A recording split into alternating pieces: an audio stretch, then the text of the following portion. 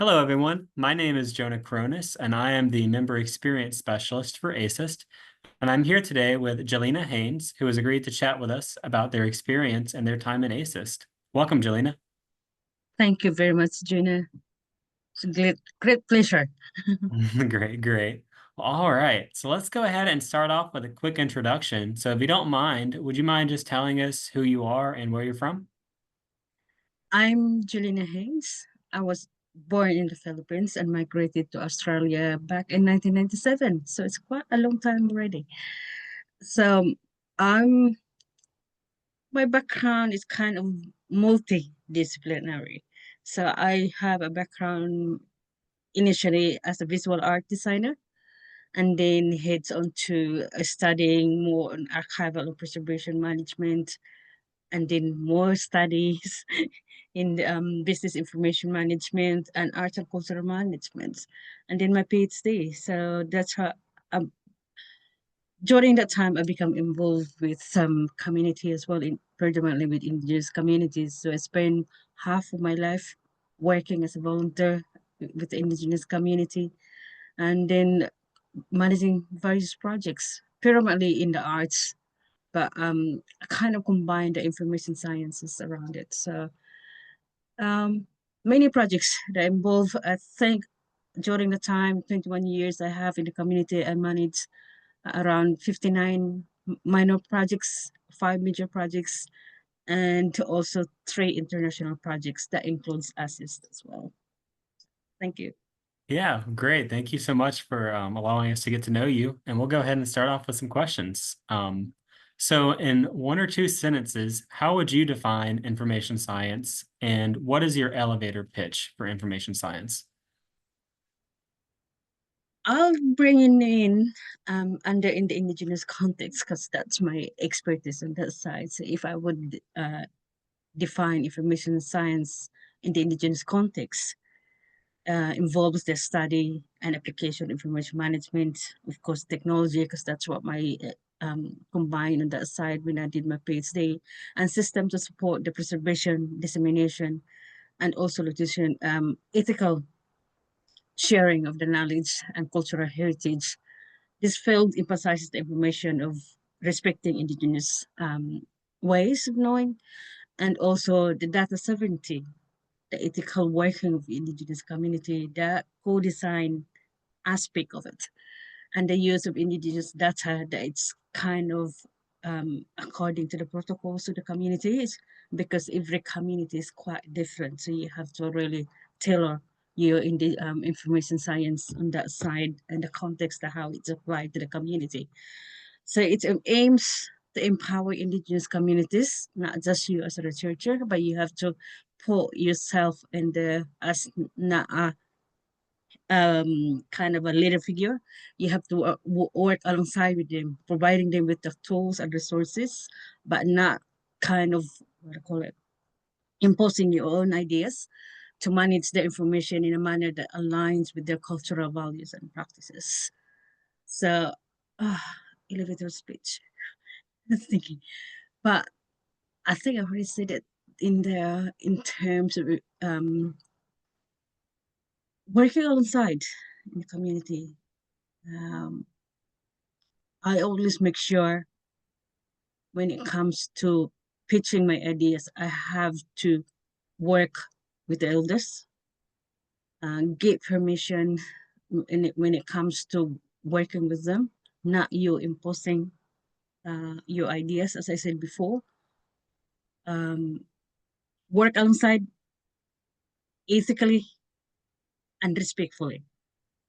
That's what I can say. Absolutely. That makes sense. Yeah. Thank you. Mm, yeah, So, kind of along those lines, too, what inspired you to pursue a career in information science? that's funny. I have to think that way because my background's coming in from the arts. When I decided to do my PhD study, I had only 5 hours to put together my proposal for that one. That came to the idea with the employee influence from the elder that I work with. when when I finished my master degree in business information science, and he asked me, "What are you gonna do next, Jelina? So what do you think?" And I said, "I would love to do PhD, uncle, and do it a bit higher, but in the indigenous context and how it work and how it's going to be accepted back to the community when it comes to that side, because predominantly when you're doing indigenous studies, it's going along with social sciences, health. So information science was quite different from them. So that's what influenced me of taking uh, the path under the information science. But I already have the background in archival and preservation management, so that's why I kind of ease it through to the PhD studies. But I think the information science it gave me more avenue. I can Mhm. use it different way in terms of combining all the experiences, academic experiences and personal experiences I have as well. So that's what the influence, and then I become involved with assist as well. So the if experiences from fellow researchers on the side. So much influence that coming too when I decided to take the information science on the side and inspired me doing it. Thank you. Yeah, great. No, absolutely. And it's really always great to hear how people first got into the field of information science and then also how they got into ASIST. So thank you for sharing that too. I appreciate it. You're welcome. Um, so what are some of the challenges that you face in your work and how do you overcome them? I think the challenge is just trying to express that myself because I'm not a native English speaker. So sometimes when you're speaking in English, it comes out differently, but in different meaning, especially when you're working with indigenous communities. When you say information science and says, what is it? And it's really a challenge to do that and how to work and um, what's involved in trying to work ethically when it comes to cultural diverse community, not just indigenous community, but also in the diverse community where information science is it's still a bit limited when it comes to that side. Without knowing that you can use it in different fields or a kind of ad hoc to other degree. So it's quite a challenge in that way. At the same time as well, when it comes to finding job, because quite often, oh, for example, myself, I finished my PhD back in 2022. I'm still trying to find myself a job, of course, but not just focusing in a job, but I've been working a few volunteer work as well that I could use in for my um, experience in information science. So it's kind of both. You have to see it, and there's advantage to it and disadvantages to it. You have to look at the two sides depending where you the path you're going. But I think I'm just taking it slow path. I think and learning in the field and trying to connect myself and where I am because when you just go to the job is for the sake of earning or having a job and you're not enjoying it, it's kind of you don't fulfill what you want to do, isn't it? So I kind of trying still learning. We're forever learning, but I'm still continuing learning. But I think that's a challenge when you have a peer pressure. You can go that way. So you look at your other colleagues that you already have a permanent job and you're still unsure what you want to do. But I think that's a challenge that I have at the moment is living that side. Yeah, that's an experience a lot of people can relate to. So yeah, thank you for sharing for sure. And then lastly, Jelena, what are some of the most rewarding experiences you've had as an ASIS member so far? It's been a privilege being a member with Assist. training with ASIS back in 2018 as a PhD student.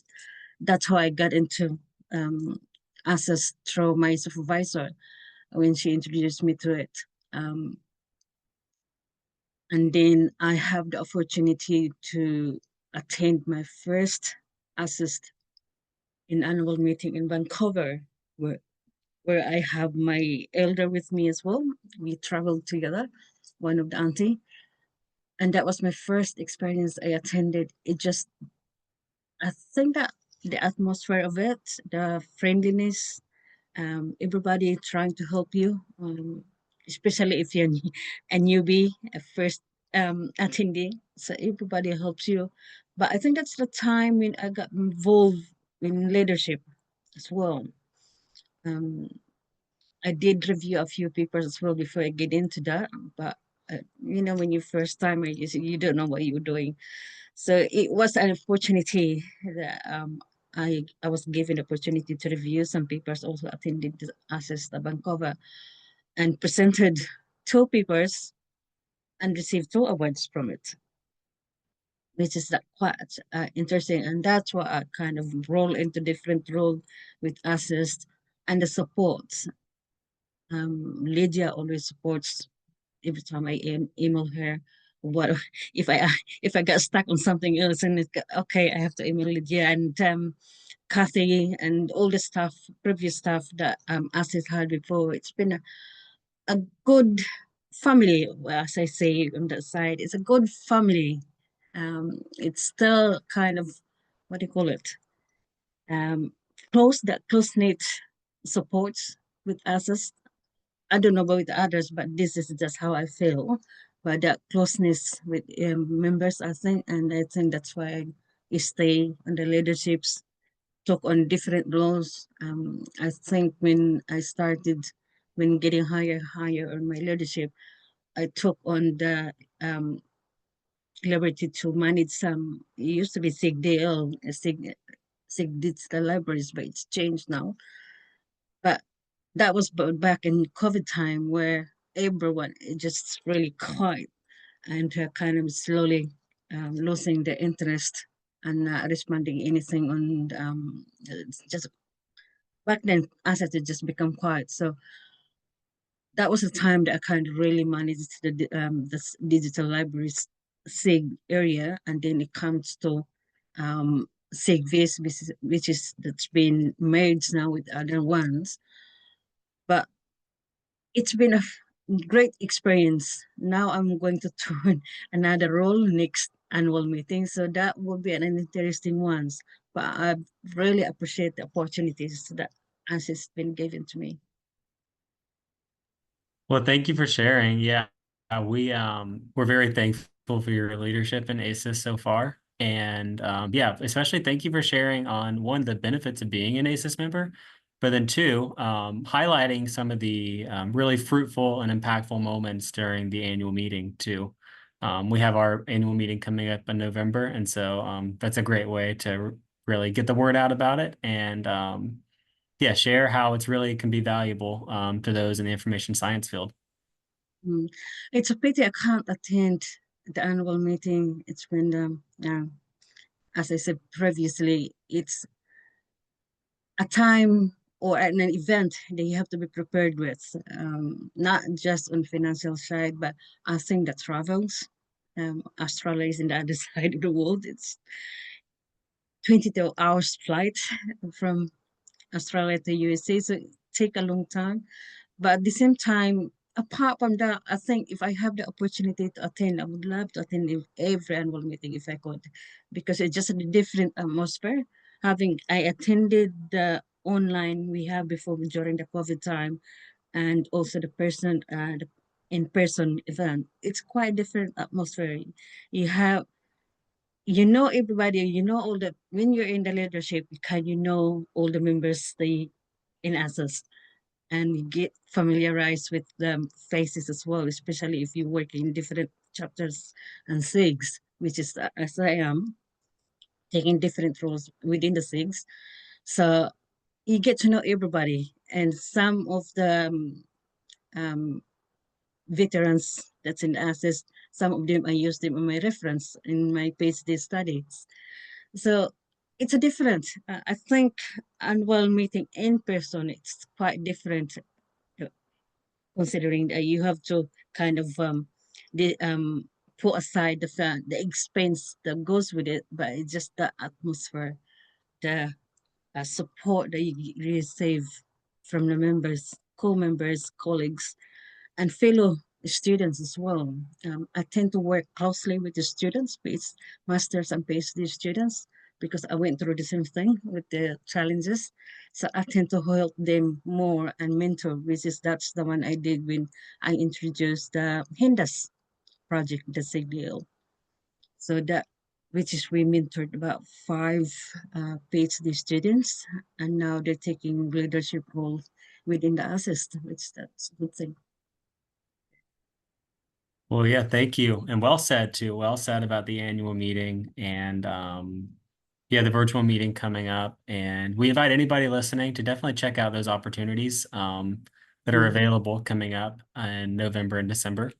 And yeah, once again, thank you so very much, Jelina, for taking the time to chat with us today. And please know that we appreciate it.